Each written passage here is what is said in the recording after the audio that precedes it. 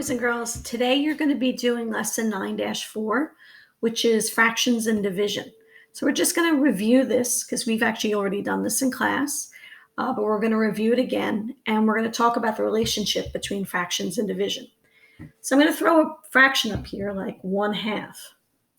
And if you remember, 1/2 really means, this fraction bar here really means division. Okay, so when I'm saying 1/2, I'm really giving you the division expression 1 divided by 2. Okay, so 1/2 is equal to 1 divided by 2. And if we thought of it in context, let's think of if, I had one pizza shared by 2 students. I could draw a little model and show you that here's the one pizza, okay?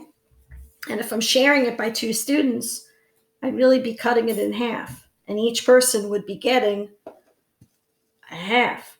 So again, I've got my division expression would be 1 pizza being divided among 2 kids or 2 students. And that's equal to 1/2, because 1 divided by 2 and 1/2 mean the same thing.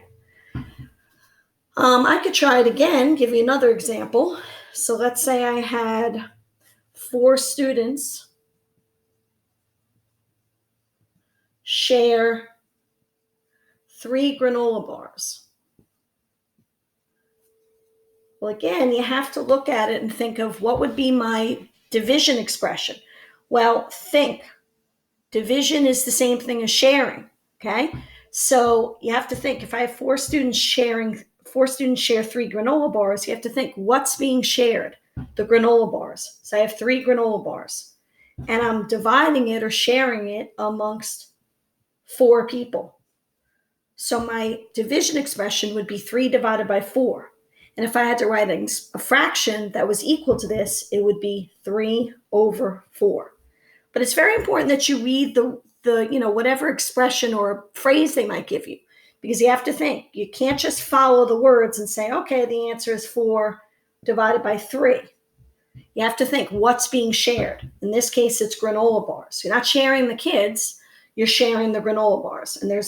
So this would not be right. So you've got 3 granola bars being shared by 4 students. Okay, so you got to really read your phrase here and think, what's being split up or what's being divided, and that comes first, and then how much is it being divided by? So in this case, it was 3 granola bars being divided by 4 students. Let's try one more. And again, I'm going to show you how you really have to pay attention to the words. Let's say I put up here that 4 students share 5 apples. Okay?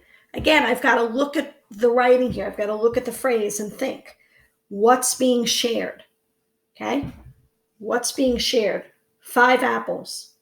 So I've got 5 apples, and then it's being shared or split up among or divided among 4 students. So this would be my division expression, 5 divided by 4. And this is the same as having 5/4 if I was to put it in fraction form. And then we know 5/4, this is an improper fraction, so it would lead us to divide 4 into 5. Goes once, 1 times 4 is 4, subtract, I'm getting a 1, and I'm bringing it up over 4. So really each student would be getting 1 1/4 of these apples.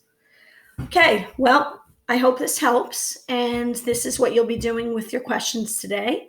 So again, they might ask you to either put a division expression, which would be something that looks like this, or they might give you the division expression, and you have to put the fraction form, which would be this, or they might give you the fraction form, I'll put it here, and you have to give the division expression that it's equal to.